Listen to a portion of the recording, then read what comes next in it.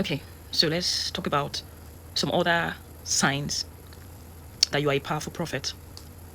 And when you are experiencing this thing, just know that you are a powerful prophet and you have a higher calling. But it's just that you don't really know that.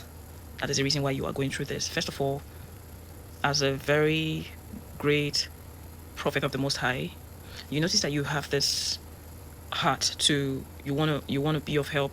You want to add to people's life. When you hear stories about situations you feel really emotional, you want to be of help. You love helping people. At times you have sleepless nights over people's situation, like you just have the sleepless nights. You want to be of help. You want to add to people's life. And at some point in time, you notice that even you yourself, you just keep doing and doing for people, but you feel drained at the end of the day, because it's just like, let's take for example, you get paid a certain amount of money, and before the month will end, you just discover that you just have one kobo in your account. Why? Because you spent all your time sharing that little that you have.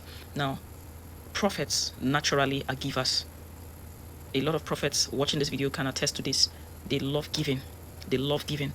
So now, the thing is this, one thing that you all will experience generally is the fact that you will see that people you help most of the time will turn against you just like that. They start to work against you. In fact, most of them will do things to make life a living hell for you. You experience people trying to drain you, trying to humble you, trying to get you out of character, trying to frustrate you, trying to make you feel emotionally down, or make you feel bad, or make you cry just for no reason. You can be so good to this person, and this person will just wake up and decide to start working against you for no just reason. And it does not just start from the outside, it starts from the inside, where you come from.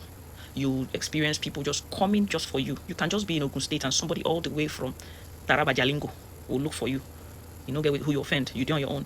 And then you find people trying to tarnish your image. You see that aspect. It is something that if you check generally, historically, if you check generally, you see that this thing is something all prophets experience. That is why you notice somebody will just wake up and start confessing. Oh, you notice in churches, you see somebody will start confessing. Oh, this is what he was doing to me. He was doing this to me. He was doing that to me. These are the things that you would go through. Why? Because they need to frustrate you. Example of a prophet in the Bible is Joseph. Joseph had dreams. He saw revelations in the Bible. He saw in the Bible made us understand that he had dreams. You can, now let me make you understand something. Not all prophets will see things like physical. We have different kinds of prophets.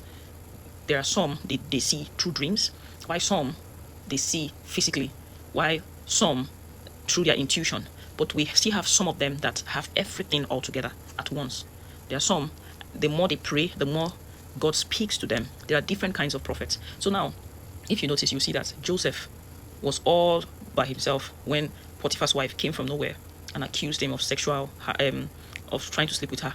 Now look at that. Now look at that scenario and ask yourself, is Joseph not a prophet? Of course he is a prophet, because he sees and he interprets dreams. You understand? So these are one of the things that you as a prophet will experience. Then you experience people turn against you for no just reason. You experience people come close to you, show you care, show you love, and then start looking for ways to bring you down. Then you also experience people just telling lies, spreading rumors about you, and yet they still want to be around you. They still want to be close to you. Why? Because they need to be around you. There's an aura. There is something in you that you carry. Even though they say you are a bad person, even though they are trying to change the narrative, trying to change your identity that God has given to you, they are trying to make people believe something that you are not and you will never be. They still want to know what is happening in your life. They still want to know who you are talking to, who you are eating with, where you go to, where you wine and dine, what are the things you are doing, even when you are minding your business. Now, these are the things that you will go through, because one thing is, your anointing is heavy and dangerous to the kingdom of darkness. You have been on this monitor for so many years. People have been using their surveillance cameras to monitor you both spiritually. Spiritually, you are a famous person. Spiritually, they know who you are. And that is why they will send different people your way in terms of marriage, relationships, friendships. They will bring different kinds of people. And how you can identify them is simple.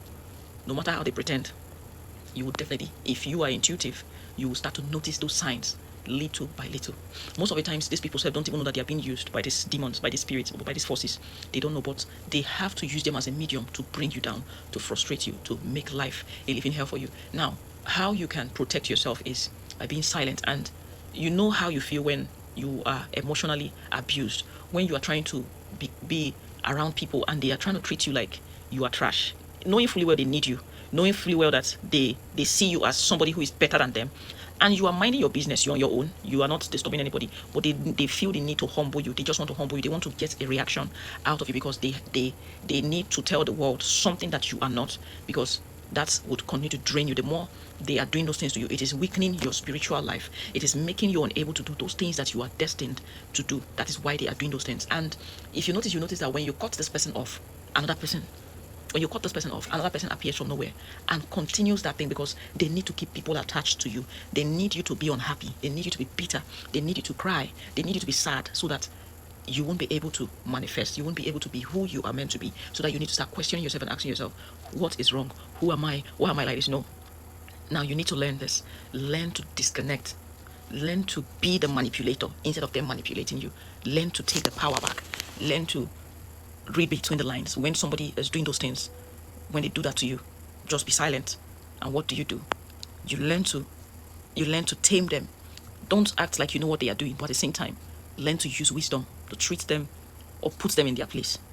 And before you know it, the devil will be so weak to control you, to control your mind, because what he needs is to control your mind. Your mind is powerful. He knows. He doesn't want you to manifest anything. He wants you to continue to be in that place of pain and thinking all the time, emotionally abused, emotionally down. That is what the devil wants, and don't allow it.